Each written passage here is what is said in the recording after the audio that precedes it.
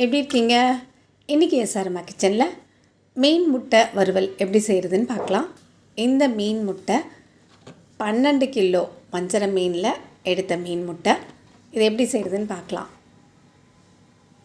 Stove on பண்ணி ஒரு pan வச்சு அதில் எண்ணெய் ஊற்றி முதல்ல இந்த கழுவி வச்சுருக்க மீன் முட்டையெல்லாம் போட்டுடலாம். இது ஒரே முட்டை தான் கட் ஆகிருக்கு. ரொம்ப சின்ன சின்னதாக கட் பண்ணால் அப்படி கொல கொலன்னு உடஞ்சி போயிடும். அதனால் முதல்ல வறுத்து எடுத்துக்கலாம். இதை வெறும் எண்ணெய் மட்டும் விட்டு ஃபஸ்ட்டு வறுத்துடலாம். இது வறுத்துட்டு அதுக்கப்புறமா கட் பண்ணால் அது ஈஸியாக வரும். அதுக்காக முதல்ல வறுக்கலாம். அதுக்கு நடுவில் நம்ம அது வறுபட்டுருக்கட்டும். ஒரு பேஸ்ட் ரெடி பண்ணிக்கலாம். 2 டீஸ்பூன் மிளகாத்தூள், கொஞ்சம் மல்லித்தூள், கொஞ்சம் மஞ்சத்தூள், தேவையான அளவு உப்பு, ஒரு 1/2 லெமன் பிழிஞ்சு விட்டு 1 டேபிள் ஸ்பூன் எண்ணெய் விட்டு அதை நல்லா ஒரு பேஸ்ட் மாதிரி கொஞ்சம் தண்ணி சேர்த்து கலந்து எடுத்து வச்சுக்கலாம். கொஞ்சம் கொஞ்சமாக தண்ணி சேர்த்து ரெடி பண்ணி வச்சுக்கலாம்.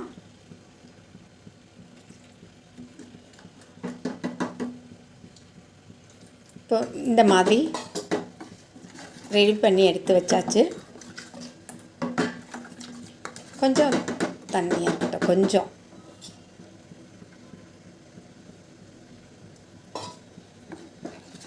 எடுத்து வச்சதுக்கப்புறமா இப்போது மறுபடியும் அந்த மீன் முட்டையை அது நல்லா ஒரு பக்கம் வெந்ததும் நல்லா திருப்பி போடலாம்.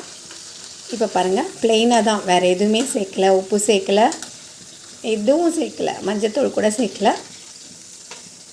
வெறும் மீனை மட்டும் இந்த மாதிரி வறுத்ததுக்கப்புறம் அது கொஞ்சம் ஹார்ட் ஆனதுக்கப்புறமா அதை கட் பண்ணி எடுக்கிறதுக்கு ஈஸியாக இருக்கும். அதுக்காக தான் முதல்ல இப்படி வறுத்துக்கிறது. எப்பயுமே மீனை விட மீன் முட்டையில் புரதச்சத்து அதிகம். நம்ம பொதுவாக மீன் முட்டை சாப்பிட்றது கிடையாது.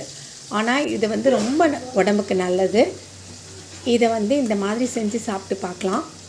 இப்போ பாருங்களேன், இப்போ வெந்ததுக்கப்புறமா இது கட் பண்ண ஈஸியாக வரும். முதல்ல கட் பண்ணோன்னா அது அப்படியே உதிர்ந்து போயிடும். இப்போ கட் பண்ணி பாருங்கள், அது நல்லா கட் பண்ண ஈஸியாக வரும். கொஞ்சம் வெந்ததுக்கப்புறம் அது கட் பண்ண ஈஸியாக இருக்கும். இந்த மாதிரி கரண்டிலேயே கட் பண்ணிடலாம். இல்லைன்னா ஒரு கத்தி வச்சு கூட கட் பண்ணலாம். அடுப்பில் வச்சுக்கிட்டே கூட அப்படி கட் பண்ணிடலாம்.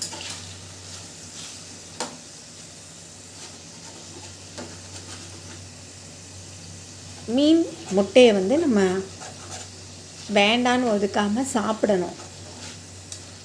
இது எப்படி வேணால் சாப்பிட்லாம். நம்ம விருப்பம் போல் செஞ்சு சாப்பிட்டுக்கலாம். வெங்காயம் தக்காளிலாம் போட்டு வதக்கி சாப்பிட்லாம். இப்படியும் சாப்பிட்லாம். இது சுட சுட சாப்பிட்டா நல்லாயிருக்கும். இப்போ நம்ம ரெடி பண்ணி வச்சுருக்க அந்த மிளகாத்தூள் பேஸ்ட்டை அது மேலே ஊற்றி நல்லா கிளறலாம். முதலையே இந்த மீன் முட்டையில் நம்ம போட்டிருந்தோன்னா அது அதில் பிடிக்காது.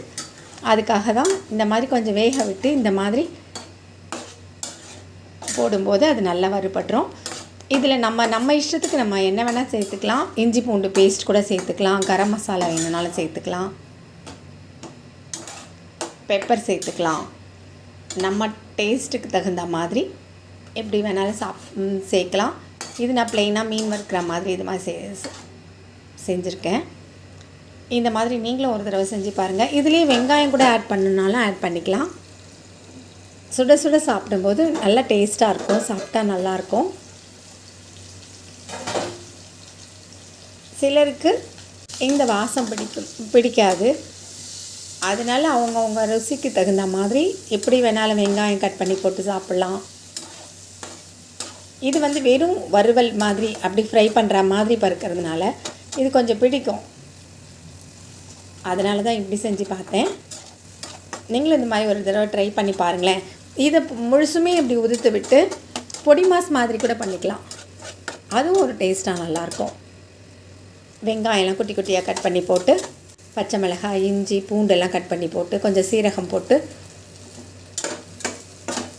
தேவையான அளவு மிளகாத்தூள், மஞ்சத்தூள், மிளகுத்தூள் எல்லாம் போட்டு பொடி மாஸ் மாதிரியும் செய்யலாம்.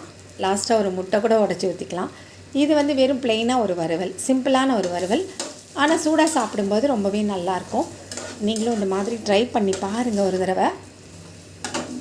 மீன் முட்டை கிடச்சிதுன்னா வேண்டாம். பொதுவாக நம்ம சின்ன சின்ன மீனில் குட்டி குட்டியாக முட்டை இருக்கும். வேணும்னா எடுத்து வைப்போம், இல்லைன்னா எடுத்து போட்டுருவோம். குழம்புல போட்டால் கூட பிள்ளைங்க சாப்பிடாமல் எடுத்து போட்டுருவாங்க.